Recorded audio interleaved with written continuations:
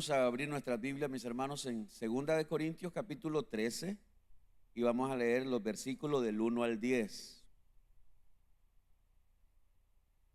2 capítulo 13, estamos ya en la recta final de esta carta que hemos venido estudiando ya por cierto tiempo y estamos ya cerca de terminar. Dice así la palabra de Dios, 2 Corintios 13 del 1 al 10. Esta es la tercera vez que voy a vosotros, por boca de 2 o de 3 testigos se decidirá todo asunto. He dicho antes y ahora digo otra vez, como si estuviera presente, y ahora ausente lo escribo a los que antes pecaron y a todos los demás, que si voy otra vez no seré indulgente, pues buscáis una prueba de que habla Cristo en mí, el cual no es débil para con vosotros, sino que es poderoso en vosotros. Porque aunque fue crucificado en debilidad, vive por el poder de Dios, pues también nosotros somos débiles en él, pero viviremos con él por el poder de Dios para con vosotros. Examinaos a vosotros mismos si estáis en la fe, probaos a vosotros mismos, o no os conocéis a vosotros mismos que Jesucristo está en vosotros, a menos que estéis reprobados. Mas espero que conoceréis que nosotros no estamos reprobados. Y oramos a Dios que ninguna cosa mala hagáis, no para que nosotros aparezcamos aprobados, sino para que vosotros hagáis lo bueno, aunque nosotros seamos como reprobados. Porque nada podemos contra la verdad, sino por la verdad, por lo cual nos gozamos de que seamos nosotros débiles y que vosotros estéis fuertes, y aún oramos por vuestra perfección. Por esto os escribo estando ausente, para no usar de severidad cuando esté presente, conforme a la autoridad que el Señor me ha dado, para edificación y no para destrucción. Amén y amén. Estamos con nuestros oídos atentos hoy para recibir la palabra, hermano. Yo espero que así sea. He titulado esta enseñanza Principios y Orden. Principios de orden. El apóstol Pablo está llegando a la conclusión de su segunda carta a esta iglesia. Una iglesia donde había mucho desorden. Una iglesia donde había no solo desorden, pecado, falta de autoridad. Los líderes que estaban allí no asumían su rol como debían hacerlo. Y el apóstol Pablo está planeando, y una vez más les vuelve a repetir que es la tercera vez que va a volver ahí. Como dije la semana pasada, aunque a Pablo lo criticaron y lo difamaron y todo lo que dijeron de él, él está dispuesto a seguir buscando cómo ayudar a esa iglesia, cómo ayudar. Entonces, por eso he titulado esta enseñanza Principios y Orden, porque, mis hermanos, Dios nos ha dejado principios. En la naturaleza hay principios y hay orden. ¿Por qué hay día y por qué hay sol? ¿Por qué hay día y por qué hay noche? Porque es un principio de Dios, para que los seres humanos trabajemos y durmamos. Entonces hay un principio, hay un orden, hay invierno, hay verano. En el caso nuestro hay otros lugares donde hay 4 estaciones, aquí tenemos 2. Y entonces hay principios de siembra y cosecha, hay principios, hay un orden. Las cosas funcionan de esa manera. En el hogar Dios estableció principios, Dios estableció orden, Dios puso a un hombre como cabeza, no para manipular, no para que venga a abusar, como algunos hombres han malinterpretado ese versículo donde dice, yo soy la cabeza, pero para hacer daño, para mantener a la pobre mujer subyugada. Y ahí la pobre mujer no opina, no puede decir nada. Acordate que yo soy la cabeza. Esos hombres no son cabezas, son cabezones. Eso no son cabezas. Ese hombre que quiere manipular porque quiere usar ese pasaje de la Biblia para hacerle creer a su mujer que él es el único que tiene la palabra, que él es el único que tiene razón, que él es el único que lo que él diga así es. Eso no es cabeza, Señor. No es eso. Entonces, Dios ha puesto principios y por eso estoy hablando de esto en el hogar. Entonces, Dios puso a la esposa como una ayuda idónea. Yo no sé cuántos de ustedes han oído esa frase: detrás de un gran hombre hay una gran mujer. ¿Han oído eso? Para mí eso es lo más estúpido. Discúlpeme, es lo más estúpido. La mujer no debe estar detrás. La mujer Dios la puso a la par. Al lado de un gran hombre hay una gran mujer, no detrás. Eso detrás es como que ahí vení siguiéndome. No, Señor. Por eso es que Dios tomó, ¿de dónde? De un lado. Sacó una costilla para de ahí formar a la mujer. Y eso es lo que el Señor nos da a entender, ¿verdad? La mujer debe ser parte de mí para ayudarme, para ayudarme a tomar decisiones, para ayudarme a sacar ideas, para ayudarme a decidir cosas, para ayudarme. Y la Biblia dice que la mujer es la ayuda idónea, ¿verdad? Entonces Dios estableció un orden, principios en el hogar. Cada uno de ellos tiene una orientación. El hombre, la mujer tiene una orientación de su función en el hogar. Entonces los hijos también. Entonces lo que quiero decir con todo esto es que Dios estableció principios desde el libro de Génesis hasta el libro de Apocalipsis, y Dios fue poniendo orden. Pues eso mismo también sucede con la iglesia. La iglesia Dios no la estableció, hermano, como decimos algunos, a la zumba murumba. No, Señor, Dios estableció la iglesia con un orden. Dios estableció pastores, Dios estableció autoridades en la iglesia. ¿Para qué? Para que gobiernen, para que dirijan, para que cuiden, para que alimenten. Entonces Dios estableció líderes para que pongan orden en la iglesia. Entonces de eso vamos a hablar un poquito ya terminando esta carta. Entonces Pablo, en el primer versículo, capítulo 13, verso 1, el apóstol Pablo trae a memoria un principio que está en el Antiguo Testamento, porque Pablo sabe que cuando llegue a la ciudad de Corinto, que cuando llegue a la iglesia de Corinto, Pablo sabe que va a llegar a poner disciplina. Pablo sabe que va a llegar a poner orden. Pablo sabe que va a llegar a disciplinar a muchos de los miembros o líderes de esa iglesia. ¿Por qué? Porque ya lo leímos la semana pasada. Muchos estaban pecando y otros habían pecado y no se habían arrepentido. Lo leímos la semana pasada. Entonces Pablo dice en el versículo 1: esta es la tercera vez que voy a vosotros. Otra vez se lo vuelve a anunciar. Aunque ustedes piensen que no voy a llegar, dice Pablo. Por boca de 2 o de 3 testigos se decidirá todo asunto. Ya Pablo les está diciendo que cuando él llegue, ¿cómo va a corregir en la iglesia? Siguiendo los principios de Dios. En Deuteronomio capítulo 19, versículo 15, desde allí Pablo está tomando ese principio.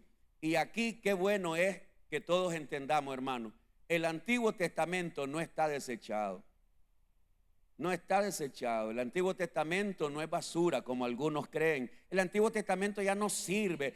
No, hermano. Lo que el Antiguo Testamento ya no tiene validez son todo ese montón de ceremonias, ritos y cosas, sacrificios de animales y fiestas y todo ese rollo. Todas esas cosas que hoy se le llama judaísmo, ¿verdad? Aquellos cristianos que quieren practicar cosas del Antiguo Testamento entran en algo que se le llama judaísmo. Entonces, pero los principios, las enseñanzas que están en el Antiguo Testamento se siguen aplicando. Y por eso Pablo pone ese principio que está escrito en Deuteronomio, lo va a llevar y lo va a poner en práctica en la iglesia de Corinto. Deuteronomio 19:15 dice: no se tomará en cuenta a un solo testigo contra ninguno en cualquier delito ni en cualquier pecado en relación con cualquiera ofensa cometida. Solo por el testimonio de 2 o 3 testigos se mantendrá la acusación. Ese era un principio que Dios había establecido.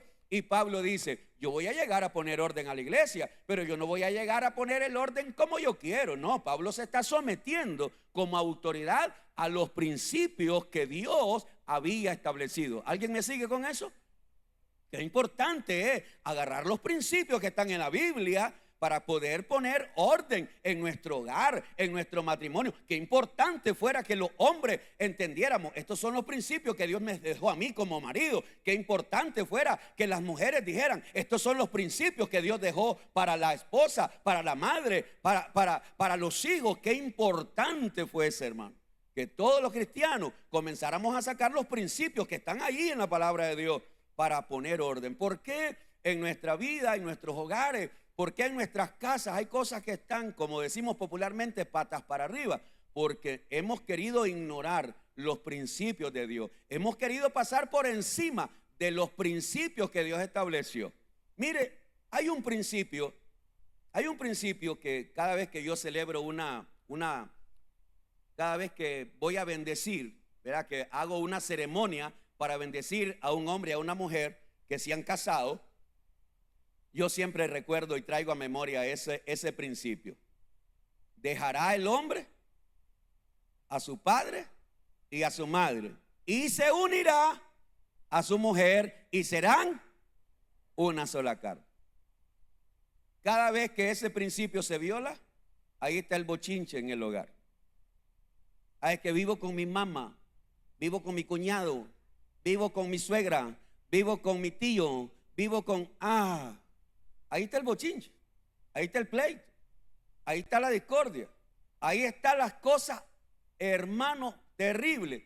Usted puede tener la mejor mamá, la mejor suegra, pero viviendo con usted, no, señor, eso no funciona. Entonces, y por eso es que hay muchos matrimonios que están como están. ¿Por qué? Porque están violando. ¿Y sabe cuántas veces se repite ese principio en la Biblia? 4 veces. 4 veces se repite ese mismo principio. Dejará el hombre a su padre y a su madre. Hay una separación. Cuando hay un casamiento, hay una separación. Ahora, si cuando uno se casa, me tocó a mí vivir. El primer año de mi casamiento, me tocó irme donde mi mamá. Pero cuando me di cuenta, no, Dios mío, líbreme Dios, me tuve que salir tirado de ahí. Y después fuimos a vivir allá donde mi suegra, pero no era exactamente donde mi suegra. Entrábamos y salíamos por la casa de mi suegra, pero vivíamos aparte, al fondo, en un cuartito ahí, ¿verdad? Pero igual, la suegra siempre se metía. Y entonces me acuerdo la primera vez que yo quise corregir a mi hija, ¿verdad? Mi suegra llegó a pegarme 4 gritos, ¿verdad? Que por qué estaba. Y entonces le digo, usted tuvo 6 hijas y le dio con mecate, con manguera, con garrote, con cuchillo, le dio con lo que usted quiso. No se meta conmigo. Nunca más se volvió a meter, señor. Si usted no pone en alto a su suegra nunca se la va a quitar de encima. Usted la frena desde un comienzo, señor. A su suegra o a su suegro, a quien sea, usted lo pone un breque desde un comienzo. Entonces uno tiene que poner un alto. Entonces, ¿qué sucede? Hay principios y estamos violando esos principios. Entonces queremos que funcione el matrimonio, pero estoy todos juntos y revueltos. No, hermano, eso no va a funcionar.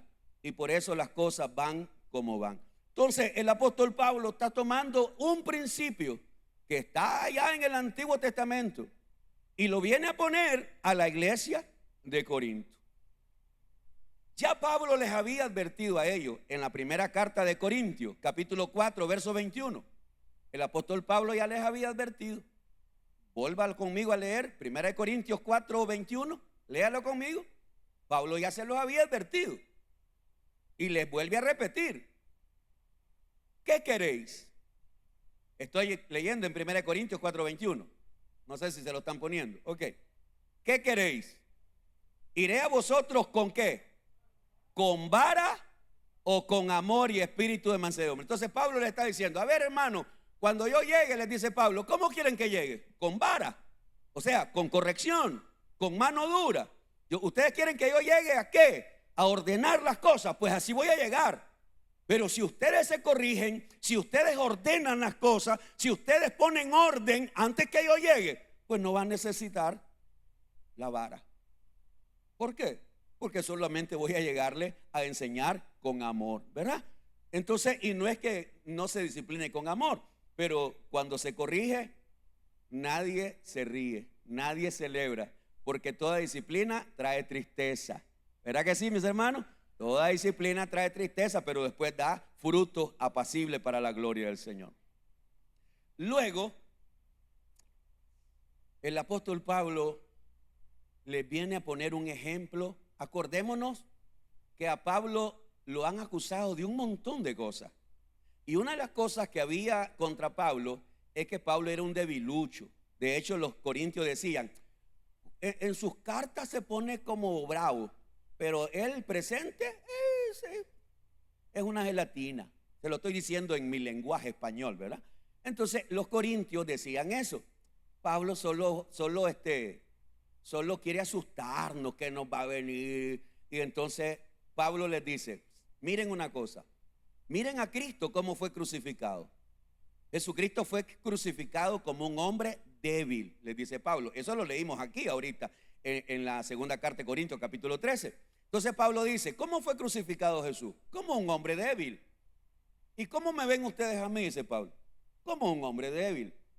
Pero cuando Jesús resucitó con el poder de Dios.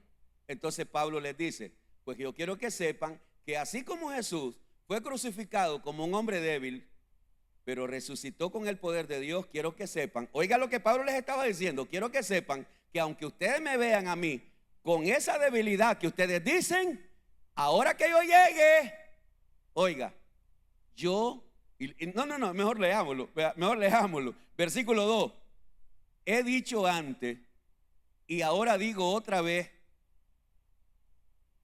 como si estuviera presente y ahora ausente lo escribo, a los que antes pecaron. Aquí viene sacando el pecado que está sucediendo en la iglesia. Y a todos los demás, que si voy otra vez a vosotros, ¿no seré qué? No seré indulgente. No crean que les voy a tener compasión. No crean que voy a tenerle misericordia. Eso es lo que está diciendo Pablo. Si usted lo lee en otra versión más fácil, más entendible, usted lo va a leer de esa manera. No crean que yo voy a llegar y los voy a contemplar. No crean que yo voy a llegar y voy a pasar por alto los pecados que ustedes. No, Pablo está diciendo, yo voy a llegar. Y después, en el verso 3 y 4, es donde él pone el ejemplo de Jesús. Dice, pues buscáis una prueba de que habla Cristo en mí, el cual no es débil para con vosotros, sino que es poderoso en vosotros. Porque aunque fue crucificado en debilidad, está hablando de Cristo, Cristo fue crucificado en debilidad, vive por el poder de Dios.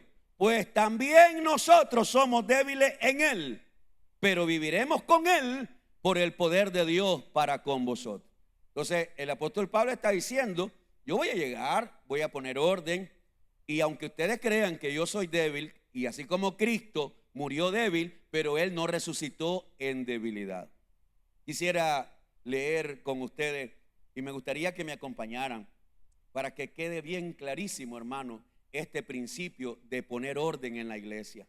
Que quede bien claro en nosotros que los pastores tenemos a veces que hacer cosas que no son tan agradables, que no son cosas que nos alegra hacer, pero son cosas que como padre, cuando uno entiende que tiene una responsabilidad como papá, va a tener que corregir aunque le duela. Yo espero que los papás me entiendan, ¿verdad? Los padres corregimos a nuestros hijos no porque nos guste corregir, corregimos las cosas que hacen mal nuestros hijos porque los amamos. Los amamos. 1 Corintios 11:34. Me gustaría que usted lo leyera conmigo. 1 Corintios 11:34. Si alguno tuviere hambre, estaba hablando de la Santa Cena, Pablo estaba corrigiendo en 1 Corintios todo el alboroto que pasaba en la Santa Cena. Entonces dice Pablo, si alguno tuviere hambre, coma en su casa, para que no os reunáis para juicio. Las demás cosas las pondré en orden. ¿Cuándo? Ahí está. Pablo siempre está pensando que va para la iglesia a poner ¿qué? Pablo sabe que va para la iglesia de Corinto a poner orden, porque en esa iglesia realmente las cosas han venido de mal en peor. 1 Corintios 14:40. Solo estamos recordando estos pasajes que ya los leímos en la primera carta. 1 Corintios 14:40. 1 Corintios 14:40. Pero hágase todo decentemente y con... ¿Cuándo dijo Pablo eso? Cuando en la iglesia llegaban un montón de hermanos a hablar en lengua. Usted lee eso y era que sucedía que en la iglesia de Corinto había competencia de hablar en lengua. Entonces Pablo dice, no, hermano. Y entonces ustedes se imaginan, dice Pablo, entra un inconverso y todito, y todo el mundo hablando en lengua. Dice Pablo, ¿qué van a decir? ¿Qué va a decir el inconverso? ¿Qué dijo Pablo? ¿Qué van a decir? Que están locos. Y entonces dice Pablo, no lo hagan así, hermano.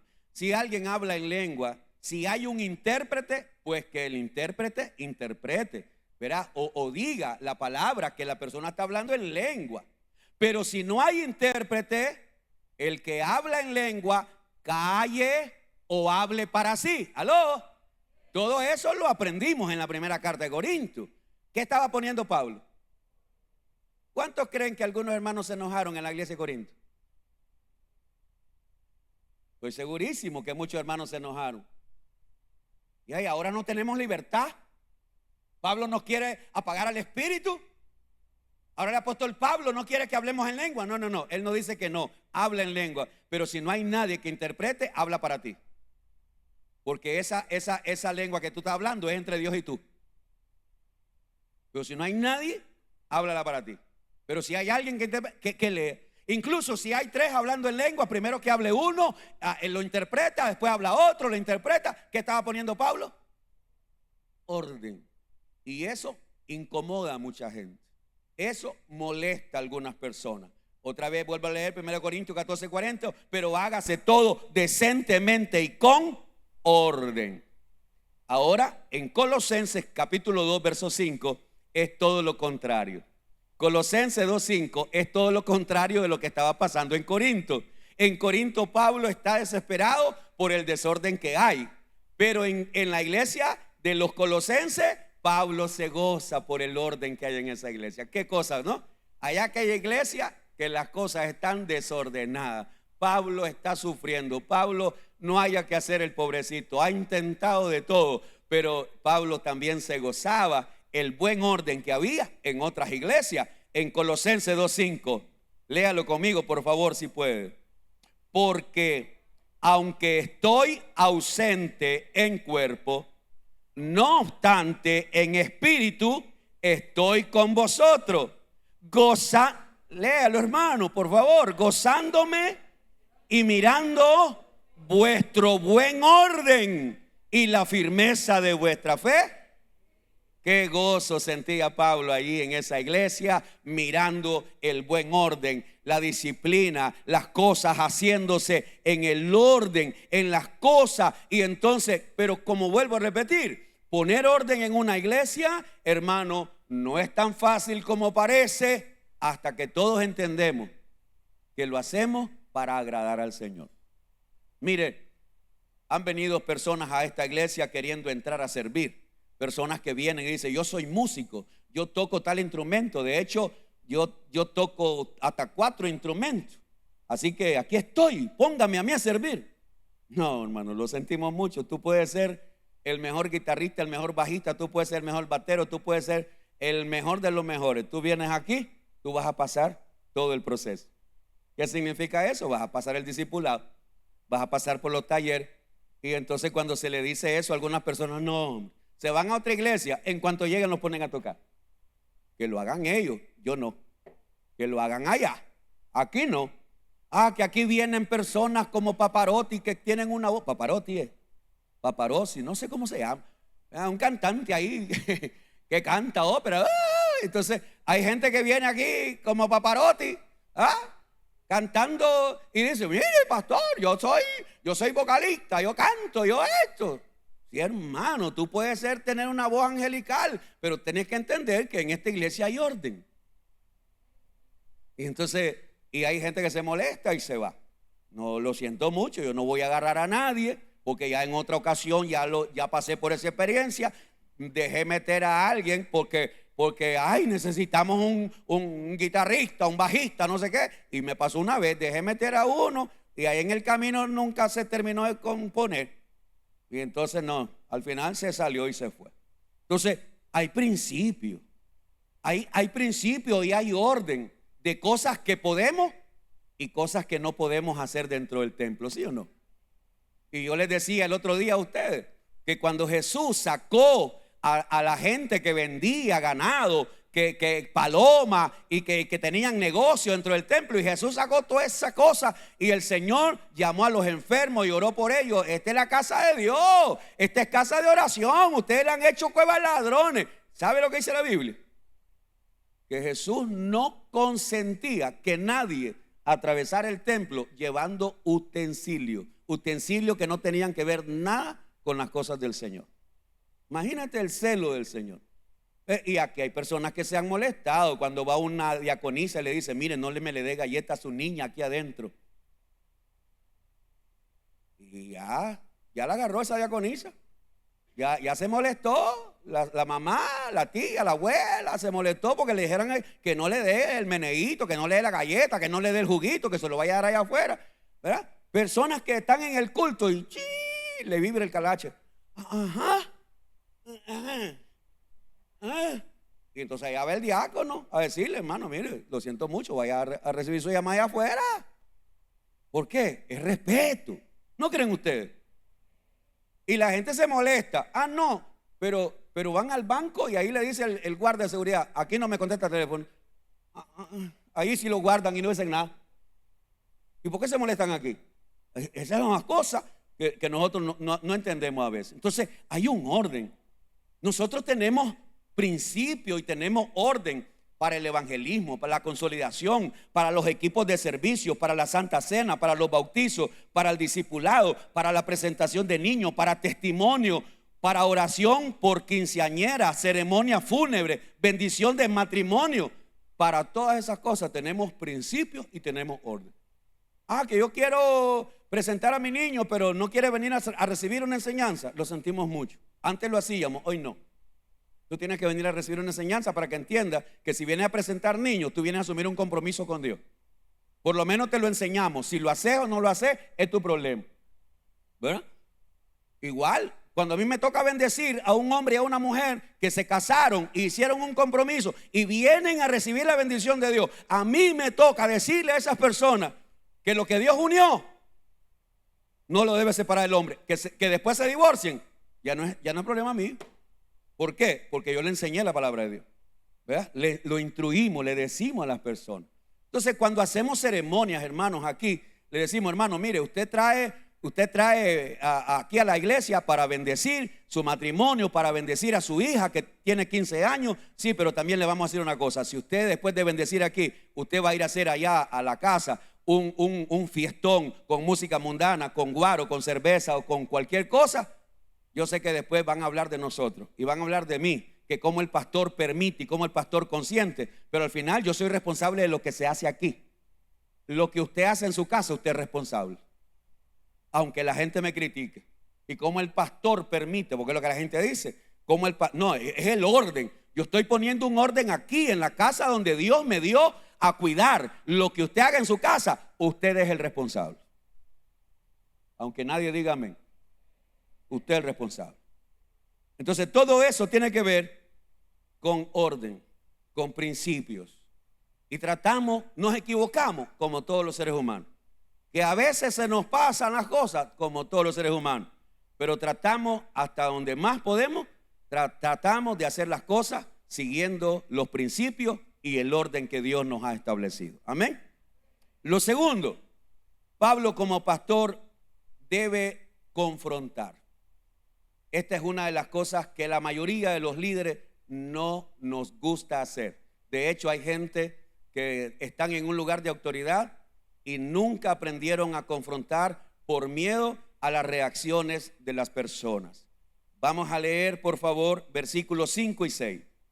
Versos 5 y 6 de 2 de Corintios 13. Y vea cómo Pablo confronta a los hermanos de Corinto. Mire, examinaos a vosotros mismos si estáis en la fe, probaos a vosotros mismos, o no os conocéis a vosotros mismos que Jesucristo está en vosotros, a menos que estéis reprobados. Mas espero que conoceréis que nosotros no estamos reprobados. Aquí está Pablo confrontando a todos los hermanos de Corinto. ¿Y cuál es la confrontación? Examínense si verdaderamente ustedes son cristianos.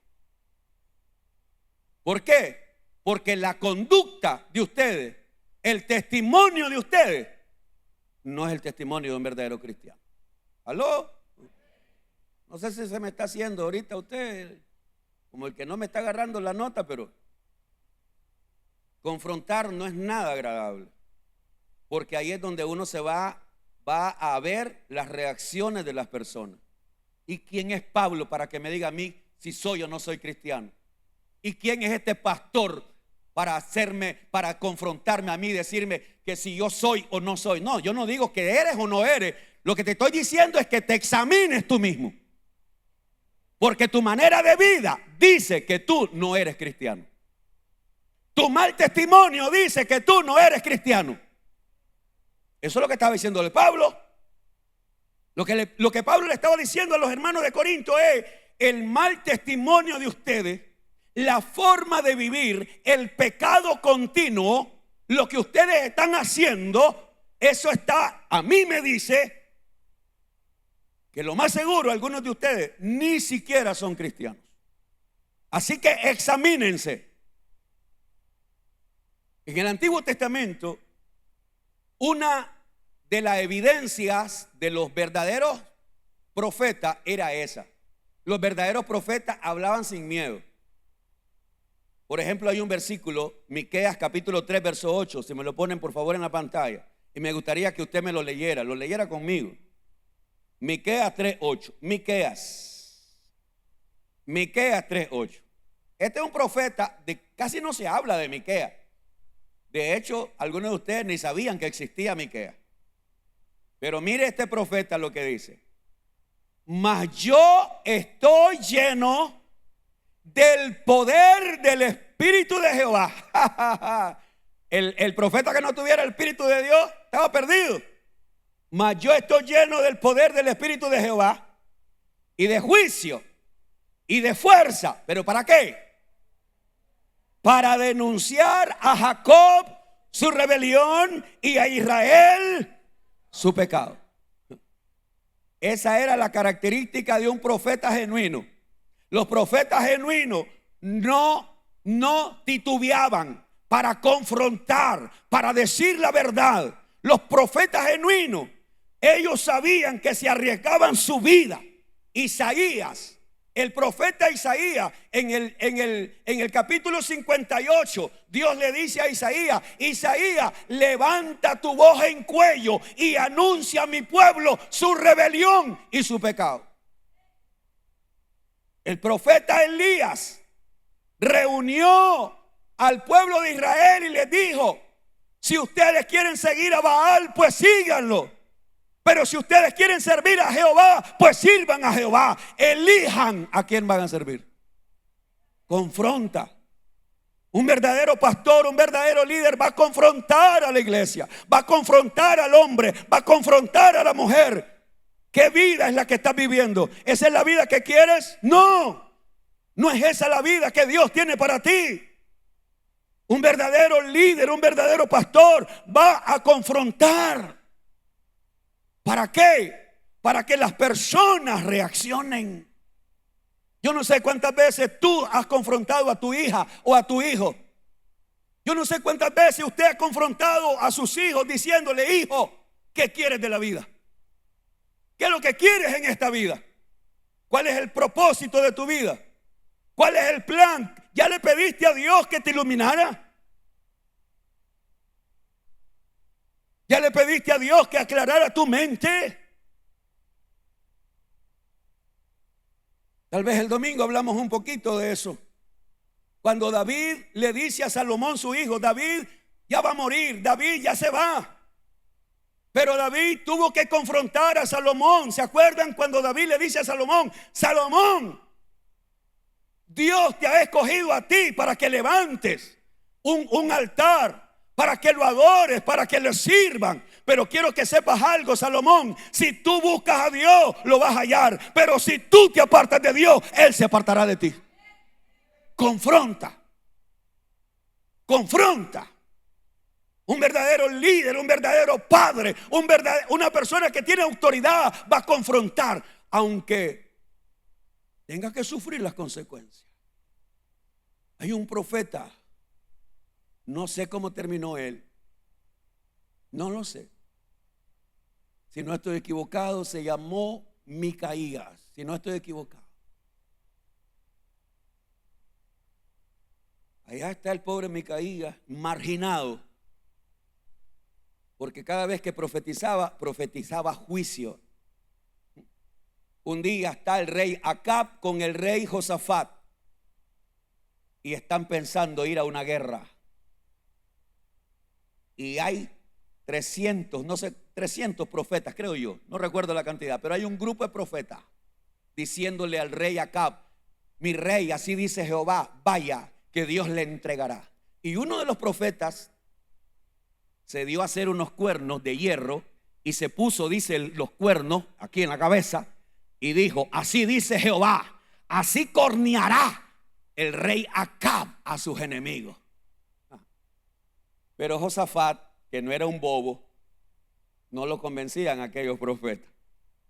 Y le dice: mi rey, ¿no tenés otro profeta por aquí? Tengo a uno, pero ese lo tengo allá enterrado, porque solo cosas malas me dice. Y qué bueno le podía decir si el diablo ese era un demonio. Qué bueno le podía profetizar. Mándelo a llamar, le dice. Mandan a llamar a Micaías. Y le dicen los guardias: mira, ahí todo el mundo está diciéndole al rey que va a ganar. Cuidado, llega vos a decirle otra cosa. Llega Micaías: a ver, Micaías, ¿qué dices tú? Todos estos dicen que vayamos a la guerra y que vamos a ganar. ¿Qué te dice? Parece que a Micaías le entró el miedo en ese momento, como todo ser humano, y le dice: pues vaya. Si todos están diciendo que va a ganar la guerra, pues vaya. Y entonces el rey, el mismo rey Acab, el diabólico: ¿cuántas veces te tengo que decir? Dime la verdad. Ok, ¿quieres la verdad? Pues ahí te va. Así dice el Señor: yo miré, dice el Señor, que muchos demonios entraron a la presencia de Dios. Y Dios dijo: ¿quién va a ir a engañar a Acab? Y salió un demonio y dijo: yo lo voy a engañar. ¿Y cómo lo vas a engañar? De esta manera. Dios le mostró cosas que sucedieron allá en la presencia de Dios. Y todos estos te han venido a profetizar mentira, porque así dice el Señor: todo el ejército saldrá huyendo, todos van a huir y cada quien correrá a su propia casa. Te dije, le dice Acab a Josafat, que este no me dice nada bueno. Llévenlo a la cárcel, dice Acab. Denle en pan de amargura y agua de hiel, algo así. Cuando yo vuelva. Y se levanta aquel hombre, qué bárbaro.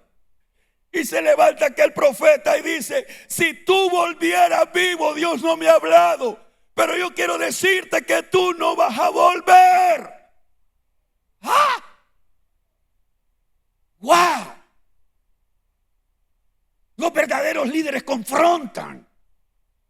Si tú eres un líder y tienes miedo a confrontar, deberías medir tu liderazgo.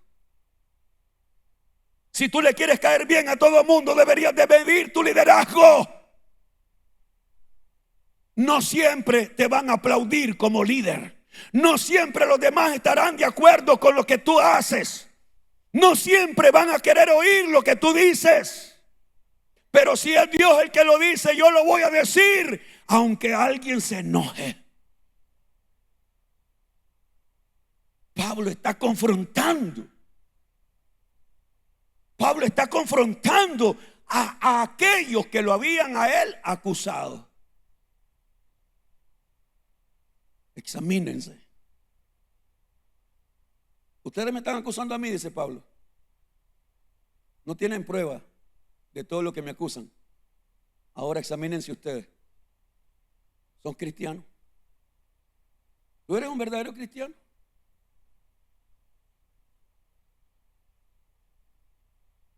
Examínense. Porque algunos de ustedes pueden estar reprobados, dice Pablo.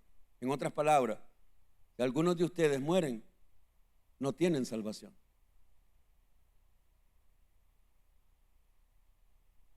La confrontación fue una de las cosas que llevó a Jesús más rápido. No es que lo llevaron más rápido a la muerte, pero fue lo que los fariseos siempre, ellos se molestaron cuando Jesús les decía: fariseos hipócritas, mentirosos, hijos del diablo, serpiente, sepulcro blanqueado. Confrontación. Confrontación. Examina la mayoría de los predicadores hoy. Si son aquellos que confrontan o son aquellos que te dicen: Dios te ama y Dios quiere bendecirte, Dios quiere prosperarte, Dios quiere darte aquí en la tierra, Dios quiere darte el cielo. Y la gente: amén.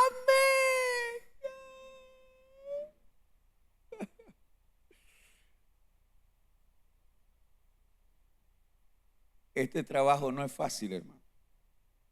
Por eso es que hoy me estoy enfermando más de lo que antes me enfermaba. No es fácil. Hace poquito me pasó la chiripiorca y me volvió otra vez. Ahí estoy ahorita inyectándome. Mañana me vuelven a poner otra inyección. ¿Qué duele ese diablo? ¿Qué inyección para doler, hermano? Qué cosa más horrible. Todavía ando la pierna entumida de la mañana. Qué cosa para doler. Número 3 y último, con esto termino.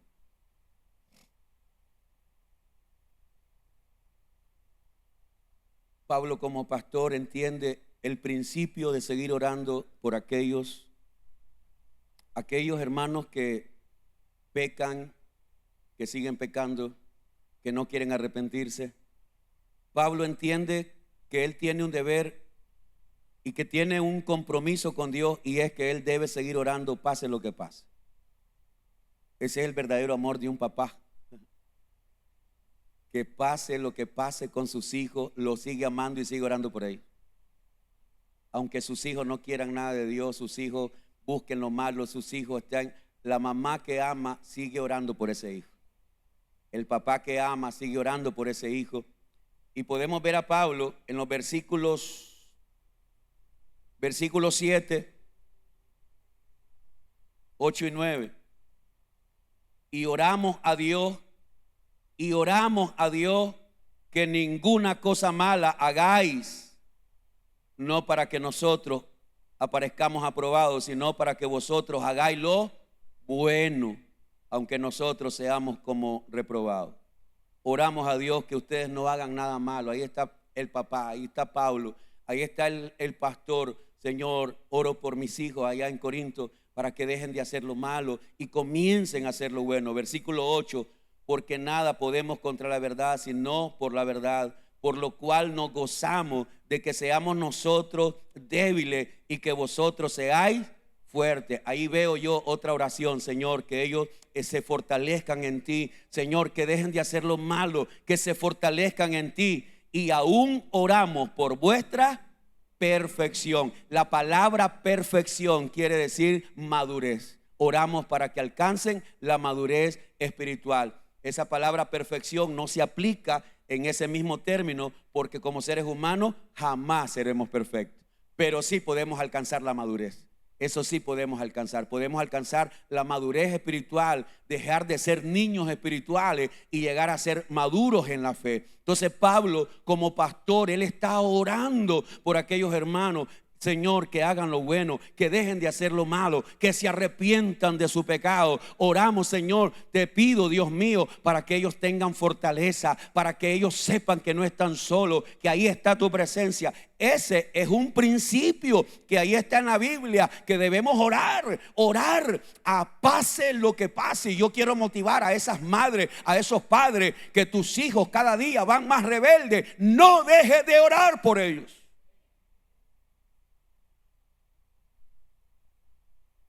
no dejes de orar.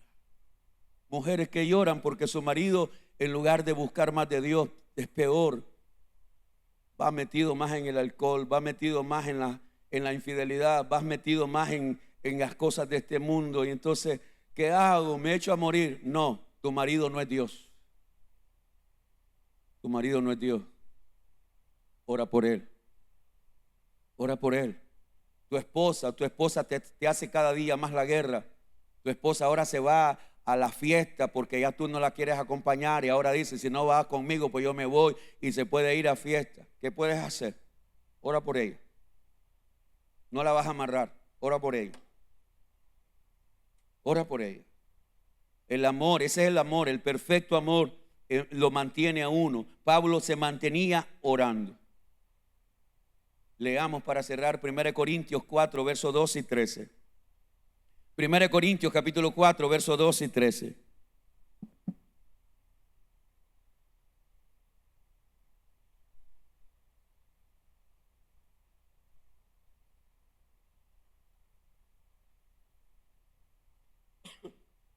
Primero Corintios capítulo 4, versos 12 y 13. Yo quisiera que usted mirara el corazón de Pablo a través de estos versículos. Realmente cuando yo leo esto, a mí me conmueve porque siento el corazón de Pablo, cómo dolía todo lo que le pasaba, y a pesar de eso, él no se daba por vencido. Él se mantenía orando, clamando, pensando en el bien de sus hijos espirituales. Mire lo que dice 1 Corintios 4, 12 al 13. Nos fatigamos trabajando con nuestras propias manos. Nos maldicen. ¿Y qué? Pablo está hablando de Corinto. Esa es la primera carta. Y no está hablando de maldiciones de otros. Pablo está hablando de las maldiciones que recibía él de los mismos hermanos de Corinto. Nos maldicen y bendecimos.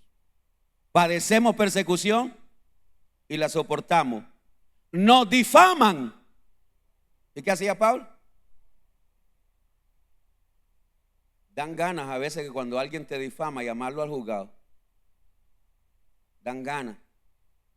Que cuando alguien levanta una calumnia contra ti, una difamación, dan ganas de irle a pegar 4 gritos y decirle, muéstrame.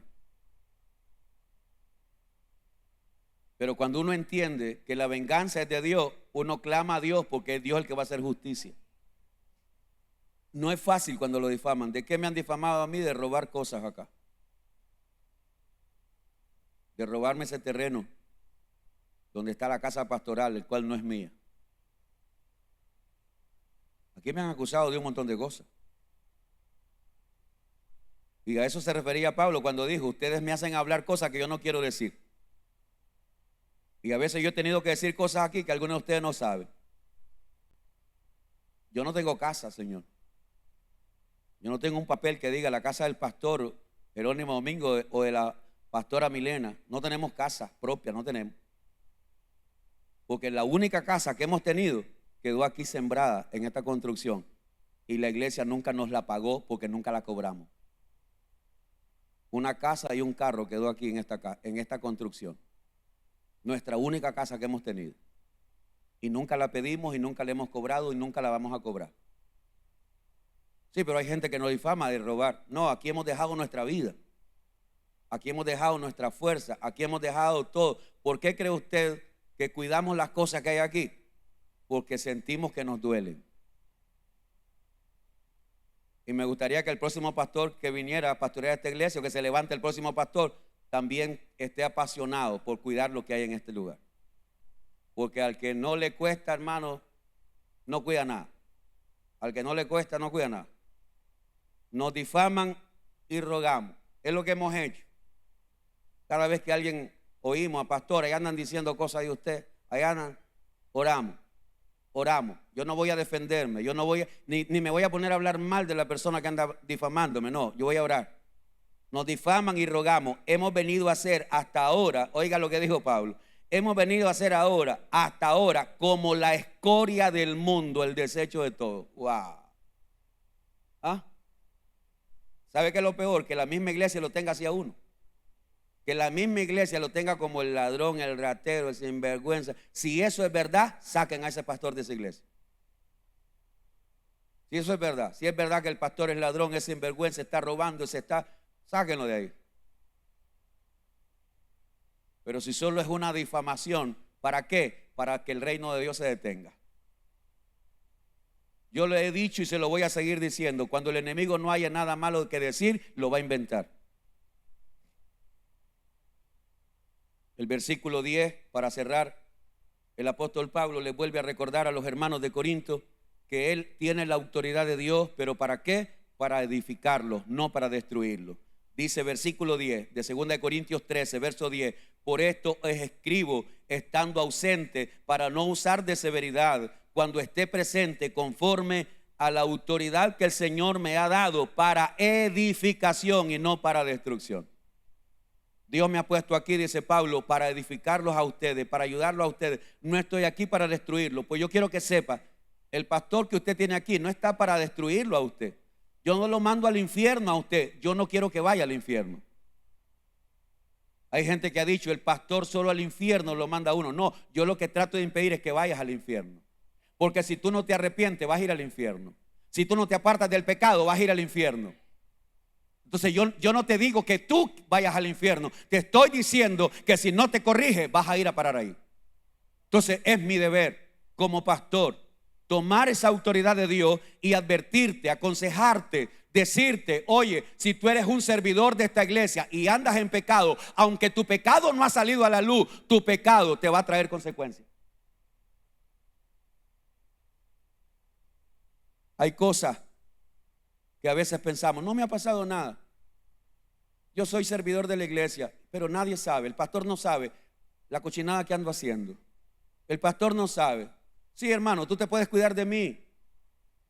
No te preocupes, yo no te voy a hacer nada. Pero acá, allá arriba, Él te ve. Él sabe lo que tú andas haciendo. Él sabe lo que tú estás haciendo mal. Él sabe las cosas que tú haces escondidas. Y podemos venir con el uniforme, y podemos venir con saco y corbata, y podemos venir bien chajineaditos, porque venimos a servir. Pero si estás podrido, tu servicio es abominable. Y nadie más te lo va a decir, solo yo te lo puedo decir. Y ese pecado oculto va a traer consecuencias. ¿Quién te lo va a decir? Para eso me puso el Señor aquí. Para advertirle. Ah, pastor, pero es que no me ha pasado nada. Tarde o temprano el malo será castigado. La lámpara del impío se le apagará. ¿Qué más que tú quieres? La maldición de Jehová está en la casa del impío. Pastor, pero es que a mi casa yo solo bendiciones recibo. La gracia de Dios está ahí todavía. Pero ¿qué tú vas a esperar? ¿Qué es lo que tú vas a esperar? ¿Que te caiga la casa encima? Y como ya te arrepentiste, ya le pediste perdón a Dios, pero de vez en cuando vuelves otra vez al pecadito. ¿Y entonces en qué estamos? ¿En qué estamos? Tú entraste en un juego. Yo felicito y lo he hecho. He felicitado a esos líderes que vienen voluntariamente y me dicen: pastor, yo no debo seguir sirviendo, estoy en pecado. Señores, yo abrazo a esa gente. La humildad, la seriedad que toman para el servicio de Dios. Pastor, yo no debo seguir sirviendo, yo estoy en pecado, necesito que usted me ayude. Para eso estoy. Yo no estoy aquí para zambullirte, para enterrarte. No, aquí estoy para levantarte en el nombre de Jesús. Y los líderes que han hecho eso saben que cuando han llegado a buscarme, ahí me han encontrado. ¿Por qué? Porque en esa misma lucha estoy yo también. Pero si hay pecado y hay práctica de pecado y yo sigo pecando y sigo sirviendo, queriéndome engañar solito, tarde o temprano las consecuencias van a llegar, hermano. Por eso el trabajo pastoral es importante en la iglesia, pero también es importante que todos los miembros y los líderes entiendan que Dios ha puesto principios, pero para que haya orden en la casa del Señor. Para que haya orden en tu casa, para que haya orden en tu familia, para que haya orden en tu negocio, para que haya orden en todo. Porque nuestro Dios es un Dios de orden. Señor, gracias en esta noche. Padre, yo quiero darle gracias. Yo quiero darle gracias por la palabra. que has puesto hoy en mi corazón y ha salido por mi boca. Yo quiero darle gracias, Padre, esta noche. Gracias porque es tu palabra, Señor.